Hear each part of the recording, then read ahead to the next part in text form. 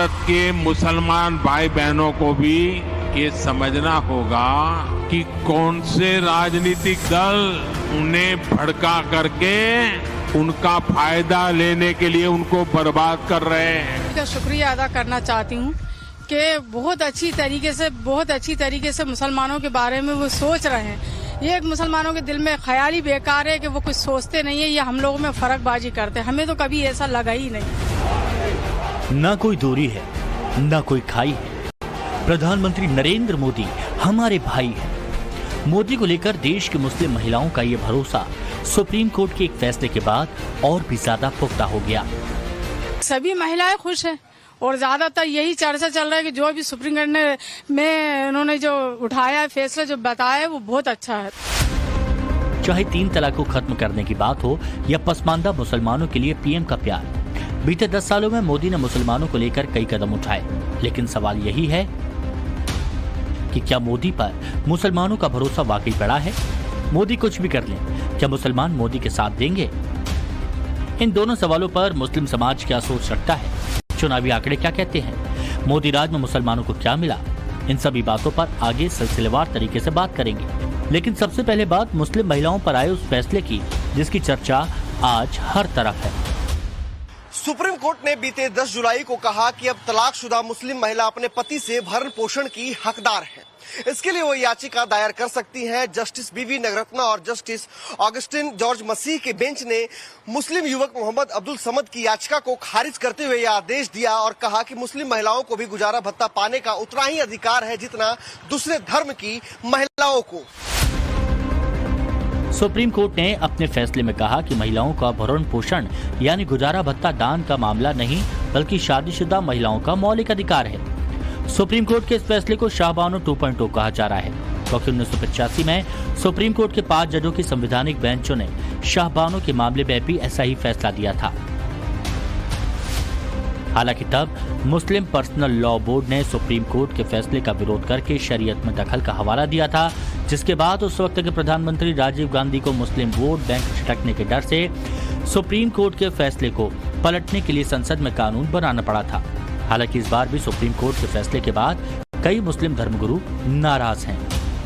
ये जो फैसला लिया गया है खासकर मुसलमान महिलाओं को अपना उनका हक मिले, इस दिशा में बहुत बड़ा और ऐतिहासिक फैसला है। देखिए फर्क है उस वक्त की जो सरकार थी, राजीव गांधी साहब की जो सरकार थी और आज की जो सरकार है, उनकी सोच में, उनकी विजन में फर्क है। ये वही दर्शाता है। उनकी प्राथमिकता कुछ और थी। वो जो है कट्टरपंथी ताकतों के दबाव में आकर उन्होंने अपना फैसला पलट दिया। लेकिन माननीय प्रधानमंत्री जी की जो सरकार है और भारतीय जनता पार्टी की, तो यही हमारी सरकार की तो प्राथमिकता ही यही है कि जो महिलाओं को सशक्त किया जाए, उनको उनका हक मिले और महिलाएं स्वयं को सुरक्षित महसूस करें। अब सवाल ये है, क्या पीएम मोदी भी राजीव गांधी वाली गलती करेंगे? तो इसका एक लाइन में जवाब है बिल्कुल नहीं, क्योंकि प्रधानमंत्री मोदी बीते 10 सालों से लगातार मुस्लिम महिलाओं के हक हुकूक की वकालत करते आए हैं और ये भी सहयोग ही है कि सुप्रीम कोर्ट का फैसला ऐसे वक्त पर आया जब नरेंद्र मोदी लगातार तीसरी बार प्रधानमंत्री बने हैं। हाल में संपन्न चुनावों में और उसके बाद शपथ ग्रहण में संविधान लेकर जो लोग आए थे, सर्वोच्च न्यायालय के डिसीजन ने भारत की संविधान पे आए सबसे बड़े संकटों में से एक का उत्तर दिया है। 1985 शाहबानो केस आता है, सर्वोच्च न्यायालय का निर्णय एक गरीब मुस्लिम महिला को, शायद मुझे ध्यान नहीं है, 120 रुपए या कुछ ऐसे के आसपास का मेंटेनेंस देना था और उस समय यह लगता है कि यह शरिया के विरुद्ध है, तो तत्कालीन कांग्रेस सरकार जो स्वर्गीय राजीव गांधी जी के नेतृत्व में चल रही थी, उसने सर्वोच्च न्यायालय के निर्णय को रौंद कर संविधान से ऊपर शरिया को कर दिया था। मैं चुनौती से कहता हूं, दुनिया में एक सेकुलर देश बताइए जहां सुप्रीम कोर्ट के जजमेंट से ऊपर शरिया होता हो। संविधान खतरे में था। यह हमें फिर याद दिलाता है कि संविधान को कितना बड़ा खतरा, जब जब ये सत्ता में आए हैं, अनेक प्रकार से संविधान को खतरे में डाला है। अपने दूसरे ही कार्यकाल में 3 तलाक पर कानून बनाकर मोदी मुस्लिम महिलाओं के हक हुकूक की बात कर चुके हैं। अब तलाकशुदा महिलाओं को गुजारा भत्ता मिलना यकीनन मुस्लिम महिलाओं के लिए बड़ी राहत है और इसका मुस्लिम महिलाएं खुलकर स्वागत भी कर रही हैं। और मोदी सरकार को बार बार धन्यवाद भी दे रही हैं।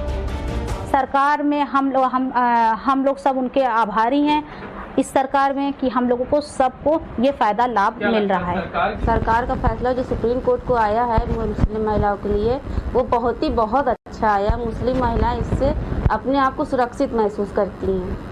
अब किसी चीज़ को उनको डर नहीं है, हर चीज़ से मुआवजा मिल रहा है। तलाक देने पर भी आदमी भी डरेंगे 100 बार। और हम लोग के भरण पोषण के लिए भी सुप्रीम कोर्ट ने बहुत अच्छा ही फैसला लिया है कि हम लोग आगे चल के अपने बच्चों का अपना परवरिश कर सकें, कुछ अपने लिए कर सकें। और इसके लिए हम लोग सुप्रीम कोर्ट का धन्यवाद करते हैं और सरकार का भी करते हैं कि हम लोग के बारे में बहुत अच्छा सोचा उन्होंने। विपक्ष शुरू से प्रधानमंत्री नरेंद्र मोदी के खिलाफ ऐसा नैरेटिव सेट करता आया है जैसे वो मुसलमानों के सबसे बड़े विरोधी हैं। लेकिन मुसलमानों के लिए पीएम मोदी ने जो बीते 10 सालों में किया वो किसी से छिपा नहीं है। सिर्फ 3 तलाक वाले मुद्दे की बात करें तो इसने मुस्लिम महिलाओं की जिंदगी बदल कर रख दी। 3 तलाक खत्म होने के बाद मुस्लिम महिला सशक्तिकरण में योगदान मिला, मुस्लिम महिलाओं को समाज में सम्मान मिला, मुस्लिमों के संवैधानिक और मौलिक अधिकारों की रक्षा हुई और 3 तलाक के मामलों में 82% तक कमी आई है। साथियों, इसी क्षेत्र में 3 तलाक से पीड़ित कितनी ही बेटियों का जीवन तबाह हो गया था। और सिर्फ बेटियों का नहीं, और 3 तलाक के कारण मुसीबत में आई उस बेटी, उसके पिता, भाई, परिवार सब परेशान हो जाते थे। अब मोदी ने 3 तलाक के खिलाफ कानून बनाकर उनका जीवन भी सुरक्षित किया है। बीते 10 सालों में पीएम मोदी ने कैसे मुस्लिम महिलाओं को उद्धार किया, उसे ऐसे समझिए। 3 तलाक कानून खत्म कर बराबरी का हक दिलाया, महिलाओं को बगैर पुरुष के हज यात्रा का अधिकार दिलाया, नई रोशनी स्कीम से नेतृत्व विकसित करने की कोशिश की, उड़ान योजना प्रतियोगी परीक्षाओं के लिए स्टूडेंट को फ्री कोचिंग दी और शादी शगुन योजना में ग्रेजुएट मुस्लिम लड़कियों को 51,000 रुपए देने का प्रावधान किया, जिसके लिए मुस्लिम महिलाओं ने बार बार प्रधानमंत्री का आभार भी जताया। अगर लाभ पहुंचाने की बात कहेंगे तो पूरा 100% लाभ पहुंचा है, क्योंकि जितना योजनाएं दूसरों के लिए है उतनी ही योजनाएं मुस्लिम लोगों के लिए भी है, इसलिए हम उसको कहीं से अलग नहीं कर सकते। मुस्लिम समाज को ये सोचना चाहिए कि आज मोदी जी की वजह से उनको हर एक योजना का लाभ मिल रहा है, किसी प्रकार का कोई भेदभाव नहीं हो रहा है, उनका इलाज मुफ्त में हो रहा है, उनके घर में शौचालय बन रहा है, उनको आवास मिल रहा है। मोदी राज में सबका साथ, सबका विकास, सबका विश्वास की विचारधारा के साथ केंद्र की योजनाओं का बड़ा लाभ मुस्लिम समुदाय के परिवारों को भी मिला। फिर चाहे वो उज्ज्वला योजना हो, पीएम आवास योजना हो, शौचालय निर्माण या आयुष्मान भारत जैसी योजना, इनका लाभ पाने वालों में मुस्लिमों की अच्छी खासी तादाद है। आयुष्मान कार्ड का जो सीनियर सिटीजनों के लिए है और जिसका पास पैसे नहीं होते हैं वो लोग फ्री ऑफ कॉस्ट में, मुफ्त में अपना खुद का इलाज करवा सकते हैं। अब सवाल ये है कि मोदी मुस्लिमों की भलाई में पीछे नहीं हटे, उन्होंने हर मोर्चे पर मुस्लिम महिलाओं का साथ दिया। लेकिन मोदी को क्या मिला, अब इसे चुनावी आंकड़ों के जरिए समझिए। लोक नीति CSGS के सर्वे के मुताबिक साल 2014 में 8% मुसलमानों ने बीजेपी को वोट दिया था। ये पहला ऐसा चुनाव था जिसमें बीजेपी को मुसलमानों का इतना बड़ा समर्थन हासिल हुआ था। मोदी लहर में मुस्लिमों का गढ़ माने जाने वाले देवबंद में भी मोदी को वोट मिला था, यानी मुस्लिमों में मोदी को लेकर उत्साह था। वहीं साल 2019 में करीब 8.5% मुसलमानों ने एनडीए को वोट दिया था। इसका क्रेडिट 3 तलाक कानून को दिया गया था। अधिकांश मुस्लिम महिलाओं ने मोदी की झोली को वोट से भर दिया था। लेकिन इस बार यानी 2024 के लोकसभा चुनाव में मुस्लिमों ने इंडिया अलायंस पर भरोसा जताया। बीजेपी को सिर्फ 8% वोट मिले, जो पिछले लोकसभा चुनाव में मिले वोट से करीब आधा फीसदी कम है। मैं आज पहली बार कह रहा हूं, मैं कभी इन विषयों को लिया, मैं मुस्लिम समाज को कह रहा हूं, उनके पढ़े लिखे लोगों को कहता हूं कि आत्ममंथन करिए, सोचिए, देश इतना आगे बढ़ रहा है, अगर कमी आपके समाज में महसूस होती है तो क्या कारण है? सरकार की व्यवस्थाओं का बेनिफिट कांग्रेस के जमाने में आपको क्यों नहीं मिला? क्या कांग्रेस के कालखंड में आप इस दुर्दशा के शिकार हुए हो क्या? आत्ममंथन कीजिए और एक बार तय कीजिए, ये आपके मन में जो है कि सत्ता पे हम बिठाएंगे, हम उतारेंगे, उसमें आप अपने बच्चों का भविष्य खराब कर रहे हो। इस बार लोकसभा चुनाव में ये भी मान्यता ध्वस्त हुई कि बीजेपी को पसमानदा मुसलमान ज्यादा पसंद करते हैं। लोक नीति CSTS के सर्वे के मुताबिक बीजेपी को अशराफ यानी अपर कास्ट मुस्लिमों के 12%, जबकि OBC यानी पसमानदा मुसलमानों के सिर्फ 5% वोट मिले। जबकि पसमानदा मुसलमानों के उद्धार पर मोदी का फोकस हमेशा से रहा है। CSTS डेटा के मुताबिक बीजेपी को ज्यादातर वोट गरीब और आर्थिक रूप से पिछड़े मुसलमानों ने दिया। मुसलमानों के इस वर्ग से पार्टी को 11% वोट मिले। तुष्टीकरण की राजनीति की और मुसलमानों के राजनीतिक, सामाजिक, आर्थिक उत्थान के लिए कभी कुछ नहीं किया।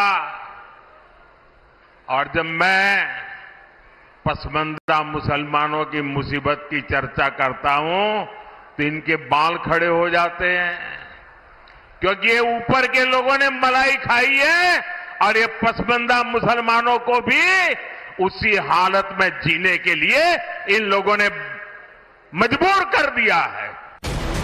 वहीं राज्यों की बात की जाए तो बीजेपी को मुसलमानों की सबसे ज्यादा वोट गुजरात में मिले। गुजरात में करीब 29% मुसलमानों ने बीजेपी पर भरोसा जताया, जबकि यूपी में सिर्फ 2% मुसलमान ही बीजेपी के साथ खड़े दिखाई दिए। मुस्लिम वोटों के लिहाज से पूरी हिंदी पट्टी में बीजेपी का प्रदर्शन बुरा रहा। हालांकि आंकड़ों के लिहाज से देखें तो 2019 के मुकाबले इस लोकसभा चुनाव में बीजेपी को मुसलमानों को वोट कम जरूर मिला, लेकिन यह आंकड़ा उस धारणा को भी खारिज करता है कि बीजेपी को मुस्लिमों का वोट एकदम नहीं मिलता। अभी तक देखा यही गया है कि मोदी की जीत में महिला वोटर्स की अहम भूमिका रही है। महिलाओं का वोटिंग पैटर्न भी काफी बदला है और पुरुषों की तुलना में उनका वोट लगातार बढ़ रहा है। जिस तरह से पीएम मोदी महिला सशक्तिकरण पर काम कर रहे हैं, खासकर मुस्लिम महिलाओं के हक में एक के बाद एक कदम उठाए जा रहे हैं, वो बीजेपी को भरोसा दिलाते हैं कि सबका साथ, सबका विकास की विचारधारा को एक दिन सबका साथ जरूर मिलेगा। Bureau report, times now Bharat.